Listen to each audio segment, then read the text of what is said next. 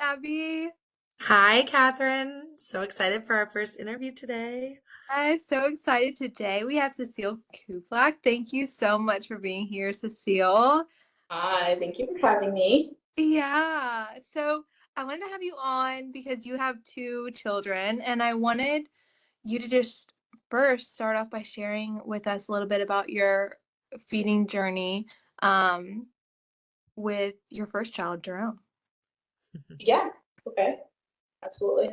Um, so from the start, Jerome was, let's see, he was the worst with feeding, and I ended up stopping when I got pregnant when he was 6 months old.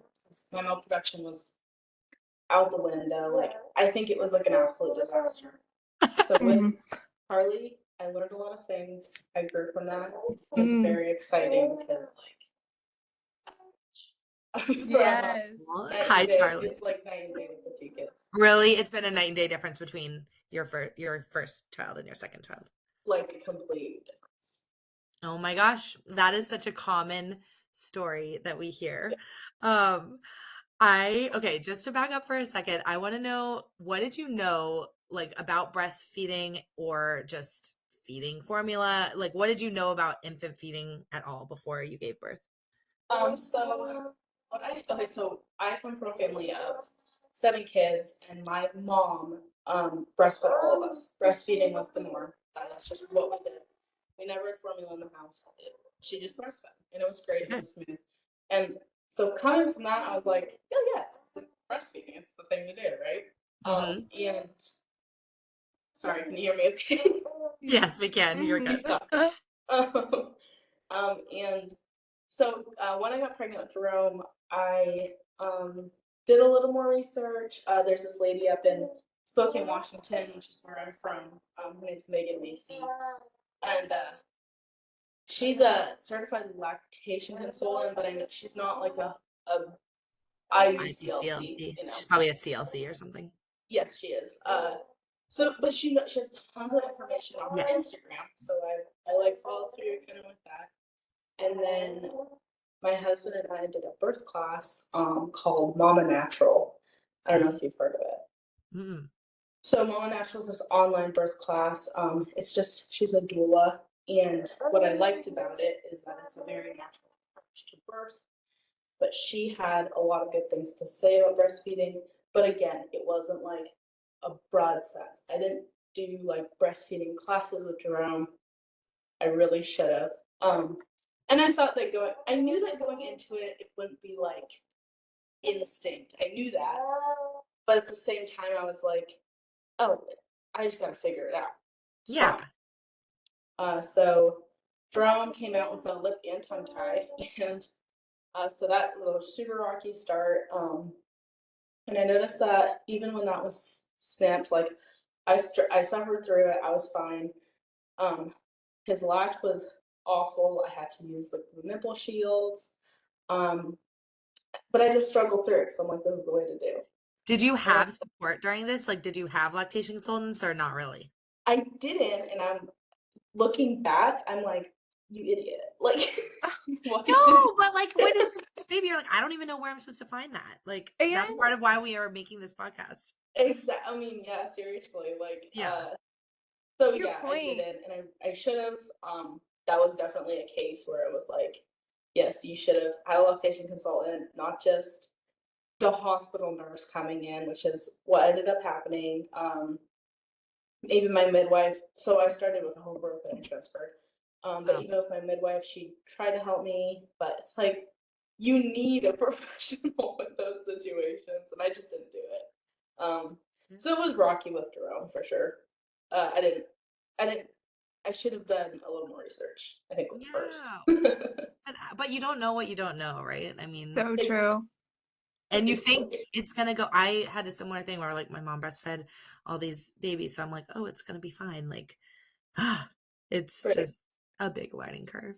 Yeah. Yes. It And is. it I know. sounds like you went to a class, like Yeah, you you did. You did had a do the things. midwife, right? You knew a certified lactation consultant, and I think that's the whole kind of point is exactly what Abby said. You don't know what you don't know. So, so with the tongue tie, did y'all, first of all, was breastfeeding painful with Jerome? That's kind of a leading question, but I'd love to hear a little How bit. did you know it was a tongue tie? Was it the pain? Yes, Yeah. that's a And great also question. like how did you deal with it, or because there's so many ways to address it. We've talked about it in one episode before, but like we're Yeah. just, how did you choose to deal with it? So it was actually like, it's kind of a bummer because when I was in the hospital, I asked for a lactation consultant. She came in, she said, "Oh, he looks great." And I was like, "Okay, great. First time mom, I believe everyone." I see my midwife for the first time, and she's like, "Oh, he has a crazy tongue and lip tie. His lip tie was like, his lip was like glued to his gum line. Like, it was bad." And I'm like, "Are you serious?" Like, Yeah. she probably didn't check. She It was just said just like, "Oh, it very, looks very great." frustrating. So so I found out from my midwife, and she referred me to a pediatric dentist that she just refers everybody to. I got it lasered because it's the quickest way. Nice. But we just found out, because my husband is in the chiropractic program at Life University. We just found Oh, out that chiropractors can actually help with lip and tongue ties. And I'm like, "Are you serious? you're like, Like, why did we not know there's a it? better approach." So, Uh, but yeah, that's how we addressed it. It did get better. did Like, you do a once he lip and healed. tongue tie release? Yeah, and the lip How, was insane, but and yeah. what age? Like how many weeks? Oh, he was 2 weeks. Oh, okay. So you did it So pretty early. yeah, I got it done as soon as possible because I was like so bummed because he was upset. I was upset, Was he everything. just not latching, or was he like in pain? What was going on? Uh, I was in pain. So I Yeah. said I had to use like nipple shields. Yeah. He couldn't even touch me. Like, it hurt so bad. Okay. And Limping down. yeah, it was pretty bad. So got that done as fast as possible. Did you notice an immediate release? Because some people like immediately they latch on, it's way better. A lot of people need more like retraining of their sucking and like kind of some after therapy. Yeah, it was awkward for a while. Okay. Even after he completely healed, it took like another couple weeks. Mm-hmm. And you just stuck with it. You still were doing the shields and then just Yeah, trying to wean the shield yeah. eventually. I think I stopped using the shields when he was like 4 months. 4 months. Yeah, Okay. So that's 16 weeks, guys. That's a long time that yeah. you're dealing with finding this tiny piece of plastic and putting it on day and night. Yeah. Did you have to do any supplementing during this with bottles? Um, Looking back, I should have. I was kind of lackadaisical about pediatrician appointments and stuff like that, and his weight seemed okay. But then I Mhm. brought him for his like 9 month um appointment, and he was in the 6th percentile, which is like, his dad's super skinny. I'm like, he's Yeah. fine. Like, he's not Yeah. showing signs that he's starved or anything, but I'm like, I should have supplemented in the moment. Yeah. I went back to work at 4 months and I was pumping, and like, you should expect a giant flow. No, everyone's different. Everyone, Yeah. but I definitely wasn't getting the amount that I probably should have. So Okay.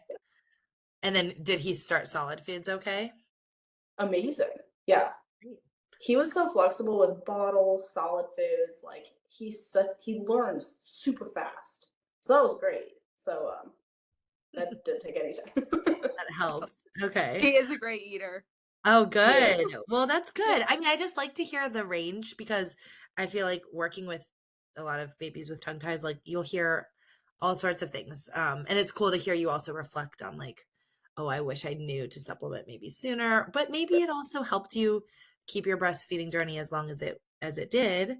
Um, Mhm. you did get the tongue tie release pretty early, so maybe it didn't but did you say Yeah. it did affect your supply? Like when did you end up, how'd you know it was time to wean or all of that? Um, my supply started getting affected when I started pumping. I think I had a horrible, like, it wasn't the pump, but I think my flange was off, so it always Mhm. hurt. Oh, And I did research on the flange sizes. It's so another complicated. thing that Noah tells you, right? I was just asking Abby if her It pumping was hurt. Oh. And Yeah. it was when I was a first-time mom in the beginning, but then I learned I had to go through all the, you just have to do trial and error. But a lot of times it feels like you're just figuring all this out on your own when it's like Yeah. there are resources to tell you, but a lot of times it's not, you don't have those resources in the moment that you need them. I know. Yeah. It's So frustrating. Wow. yeah. So wait, But okay, so around, you were saying it did affect your supply when you went back to work. yeah, so definitely, and I should have supplemented by then, but by the time I found out I was pregnant, Jerome was 6 months Oh, you or were 7 pregnant months, quickly. and I was like, "Oh my gosh, there's nothing coming out, like nothing." And then I found out I was pregnant, and I was like, "Wait a minute." And then I'm like, "You know what? I'm done. I have to go back And to work." yeah, By then we had to put him in daycare because me and my husband's schedules weren't lining up. So I was like, formula is just going to be so much easier. sure. And So and that's another thing is when you sometimes you can keep breastfeeding during pregnancy, but a lot of people, it can affect your hormones. It also might just make you Mm, feel like if you're having morning sickness, you're like, I don't, this isn't serving me. The whole situation might not feel good. yeah. like he was on solid foods anyway. I He was like, loved, and he said he's a good eater. You're probably like, he's this a great is, eater. it's time. He got his breast milk. I mean, everything I could possibly give him, Yeah. and then just tapped out. So Good for you. Okay. And then, as we've said on previous podcasts, if it's before a year, you use formula until a year. And did he do well with that transition with bottles and all that? yeah, he is on like 1 bottle of milk a day, which we need to cut back for sure. But he's How old is he almost now? How almost 2. almost 2. Oh my gosh. And how is this Uh, little one? How so he's 7 months. okay. Okay. Yeah, Oh my Yeah. gosh. but Wow. I know. Okay, so anything else on Jerome before we move into Charlie? let's see. I mean, I was really lucky with my first because he's a really flexible baby, and Mhm. he's just always been really like good at being like he has a schedule now, and it's great. But like I didn't have a schedule when he was Yeah. first born, and I was just kind of whatever, blah blah blah. I don't know what's going on, you know how it is. And he was such a great baby for that, and I'm very very lucky Yeah. that happened because going into Charlie, like he's a completely different baby, just like. We could bond. I have the opposite situation. So I have like the first one was the more, I would say, like not as flexible one. And then the second one is super flexible. So it's like, it's just interesting having, I guess everyone, I don't know. I usually don't hear people saying they have the exact same temperament both times, but Yeah. so it's Yeah. interesting seeing that. I Yeah. feel like that's why being a mom is the best job and one of the hardest jobs because every day changes, every baby changes. It's a whole different person you're raising each time, you No, know? you got one temperament down, and then tomorrow it's gonna be completely different. So Yeah, And then they 100%. grow up. Oh my gosh. Well, that's a good Oh, segue into Charlie. So what did you, when you were like reflecting about Jerome's experience, like how did you feel about it? What did you want to do differently or the same going into Charlie? so going into Charlie, I was confident, and I think that was very huge. I knew exactly what to expect. I knew that I would blister. I knew that it would hurt when we started because it always does. That's just normal. Like my nipples had been, used in a year. Yeah. And so going into Charlie, I was confident, and I think that's huge. Also, Charlie didn't have a lip or tongue tie. So that was amazing. And Yeah. I think I was just confident. Yeah. I You knew knew all what to this do on stuff. your I end. knew how important breast milk was because I'm fat. I love breast milk. It's just so cool. And so I'm like, no, I want this for all my kids. I really, really need to breastfeed. I think it's so rewarding, and the benefits just outweigh the hours of patience. Yes. So you were ready for it. How was your yeah, how was the beginning of it? Like did he just latch right on or was it still some yeah, things? Okay. talk about the birth Yeah. experience Oh, please do. because I Okay. know that there's So a special part of the birth. my dream, because you watch the videos, my dream was for a baby to just like do the crawl. And Yes, I anticipated Jerome doing the crawl because I'm like, they just of do course. it. No, they don't. No, they don't. Charlie Does did the everyone know? Wait, let's pause. Does everyone know what the birth Great. crawl is? Oh, yeah. Abby, can Okay. you explain the So birth crawl for our yes. listeners? Okay, so the birth crawl is a mammalian, like, animalistic thing where like babies are just born with the reflexes and instincts to, if you put them on your chest, skin to skin, right after birth, they will eventually crawl up and latch on. Now, as Cecile said, it does not always work that way, especially in the real world of like difficult births and like Pitocin and like C-sections, like all these things. Like there's a lot of reasons why it might not happen that way. Even if you have a vaginal birth that goes really well and is not traumatic, it still doesn't always happen that way. Always, but when it does happen, it's like really cool. And you can look up videos of it. It's called the birth crawl. And this is so cool to hear Yeah. Cecile's story about it. Yeah. I love comparing us to actual mammals because it brings it down to like we are like part of this earth, we're not Yes. just like we can't sometimes we're not above. We're Yeah. like their instinct is so cool. So I'm obsessed with that birth crawl because of that. Yeah. But Charlie did the birth crawl and I freaked out. I was like, what? Did you like say in your birth plan, like to your medical providers, like, I want this, or it just No, happened? because it's something between me and him. I mean, it's Yeah. like if it's gonna happen, it's gonna happen. It's just been a dream. Like I've been like, oh my gosh, like can you imagine if that happened to me? I've just been excited in that aspect. And it happened, and I was so excited. And yeah, he just latched right on, and he just like ate like there was no tomorrow, which I was shocked at because Jerome was like, nah, I don't want to eat. He was so He was stubborn. struggling. Okay, wait. So he just crawled up. He was still connected to the cord and like went up. Yeah. Like, how did that So work? yeah, he was right on my chest. He just found it. He just went to the side.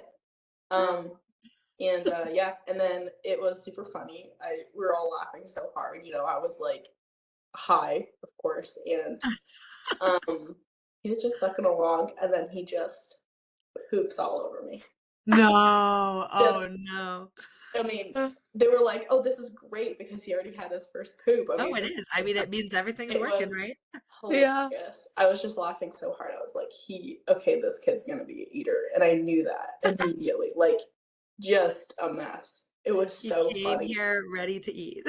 Yeah, apparently. I love it. All the animal stuff. Oh my God. But Eating, looking back pooping. Yeah. at the comparisons with Jerome and Charlie, so I had a completely unmedicated birth with Charlie. And when he came out, he did the crawl. He pooped. He was like Ready to very go. and looked like he was excited to be there. Mhm. And then Jerome, so I had a super incredibly long labor. It Mhm. totaled 37 hours with Jerome. And so I ended up transferring, getting the epidural just to calm my body down. I think I was really nervous and I don't think I wanted to let go. I was stuck at 7 centimeters for like 14 hours. I just didn't want to let go. I think I was nervous. My body was holding back. Yeah. But Jerome, he had a little Pitocin in the system. I had the epidural, and he just wasn't all there. And like looking at it, like stepping back, I was like, could that be it? Was And that the then, problem in the end? Was like that he was just lagging behind. He was, because Charlie was just there. He was present in the yeah. moment, and I was too naturally. Yeah. So that I guess was the difference. It was Maybe, but also it sounds like you had the oral ties going on and first time mom. There's so many factors, you know? That's I true, love that you exactly. said though that Charlie was just happy to be here. He was like excited to be here. It's And like, hey, yeah, and that like you weren't ready with Jerome. There's just like this, I've never given birth, but I think that there's this like emotional piece of birth too. You're becoming as a woman a different person, that transition from the baby in your body to the baby outside your body. It's like your world's about to shift, and yeah, especially with your first child. So I love that you talked about that because that seems like a huge piece of it. So, Yes. Absolutely. Yeah. And the confidence. I love that you talked about the confidence because I have very similar two stories as this with like the breastfeeding and births. And I'm like, Yeah. I think that, yeah, it's very true that like when you're ready for it, you know what to expect, you're confident, like you know that you know how to breastfeed a baby, even if like I was fully thinking my second child was going to have a tongue and lip tie again and all these issues. And Me then when it too. didn't happen, I was like, oh, this is great. But I think I also, if there were some things going on, I also was more confident that I would figure it out. And Yeah. that makes all the difference in those early days. Yeah. Like they come out and you're already, your hormones are berserk and you just want everything to be perfect with the first one. And when they're not, it's just like your world shattered. You're just like, oh, what do I do next? And you just can't even think straight. But yeah, exactly. With the second, you're like, oh yeah, I know what to do. That's fine. Yeah. That's so cool. Exactly. And even if it's totally different challenges, like I wonder if we will get someone on the feeding hour who had like a really easy time breastfeeding their first and then the second comes out with ties. Like I wonder Right. how that confidence affects you because maybe it makes you like, oh my gosh, I thought I knew what I was doing and what, or it probably at least you probably have the trust that like, okay, well I can pump, we'll figure it out. Like you just know more how to troubleshoot it maybe. I don't know. Mhm. Yeah. But Well, that kind of goes into, is there anything you wish you knew before giving birth about, because you talked about, a little bit about, your classes before. right, Yeah. and maybe a little bit to be left desired. But yeah. I wish I knew that I needed to like give myself grace and step over the Mhm. hump because there's a giant learning curve. And I know that a lot of people, it's so hard to get over that learning curve, so they just give up. And I like looking back, I'm like, there was a curve. And I'm happy that I went through it, but it was really, really hard to get over that. And I totally understand like how so many people just give up because it's so hard. So they're like, this is too much for me. Like I'm in so much pain, or I'm so frustrated because it's so frustrating at the beginning. Like, Yeah. but yeah, I think that's the biggest thing. Ugh. Yes, it's so good and kind of the purpose of this podcast. So thank you for sharing in that way. What support helped you get over that hump? Was it your husband, family? What helped you from that? I mean, of course, my husband's like so patient and he's just there all the time, and it's so cool. So he was 100% a huge support. It's kind of hard with my family. I'm the first one to have babies, like of my siblings. Um, so I didn't have much support coming from my family. My mom, like, she's like, I don't remember. She's like, I just kind of did it. You know, I your know. mom How did they never figure it remembered out? it. Like, how did you guys all figure this out somehow? But a Yeah, lot of yeah. them didn't probably. So I know. And then we moved like across the country. So Yeah. I kind of just was alone, I guess. But I Yeah. watched a lot of like random videos, and I think I just kind of had to sit. Like if I needed Jerome out of the room while I fed Charlie while I was frustrated, Chris would do that. Or like, yeah, it was just like a patience factor. And there was that support of Christian, but it was mostly like a self motivation. Like if I do this, once I get over this hump, I will be able to do this easily and successfully. And now I do it too successfully because I never introduced the bottle, and now he refuses it. hey, text me for a consult. We can try to work it. We can try to figure it out. Oh my gosh. Yeah. So, how old is he again? 7? Well, but now it's like he's probably eating solid food already, right? Right. Yeah, exactly. You're So like, I'm whatever. like, okay, he'll get there, whatever. But Yeah. He might not even need to luckily, take a bottle if yeah, he, Right. I didn't have to you know. work or anything, so it was fine. I was just staying home with him. I think I probably would have pushed it harder if I had to send him If to you had to go to, daycare, but yeah. I'm like, Yeah. No, that's so true. Who cares if they're, I always say if they're close to 6 months, then hey, Yeah, let's work on an open cup. Let's work on a straw, right? Yeah. exactly. Um, oh my gosh. Well, I loved hearing your stories. These are so good. I wanted to ask one more thing because you talked about patience, even with Charlie's journey and dealing with having an older child. Yeah. When did you feel like it got kind of like easy with Charlie? Like, even though it was a great start and there was no ties going on, it still kind of takes some time sometimes to work out any Yeah. kinks. Yeah, when do you think it was like all good? It didn't get easy until my nipples, you know how they get they start hurting, and then Mhm. they what is it, like callus, you know. Um Yeah, get kind of that bigger. that moment when I didn't need to use nipple butter anymore, Yeah. that's when I was like, I got this. I can go do this in public because I'm not Yeah. wincing in pain, you know? Yeah. Was Because it like 3 weeks or 4 his weeks? latch was great, but it still hurt, you know? Yeah. It So wasn't as deep as it probably eventually yeah, got. Yeah. exactly. And Because then it he's just still went, learning and you're still learning, right? yeah. 'Cause But new now baby. he's I love watching him latch because it's so satisfying. Like to this day, and I've been nursing for 7 months. So Wow. Was he was that like around, do you remember? Was it like 3 weeks, 4 weeks? Like do you remember based on I, maybe when your husband went back to work? I don't know. it might have taken about a month. A Yeah. month. Okay. Yeah. Yeah, that's Yeah. what I always tell people. I usually say it's like, I mean, unless you have something more major going on, like the first time, then that makes sense. It took like 4 months to get off the nipple shield because you had a lot going on. But even with if everything is going relatively fine, they still have to learn how to do this and improve their oral function, stretch out any tightness, talking about the chiropractor thing. Um, and Yes. so I do think it takes usually like 4 to 6 weeks. I mean, hopefully by 2 weeks you have your supply in and it's getting easier. But like, I think 4 to 6 weeks is probably when I like started going out in public too and like feeling Yeah. like it wasn't all the pillows on the couch and making it a big deal every I time. know, like, Well, yeah. and That's amazing.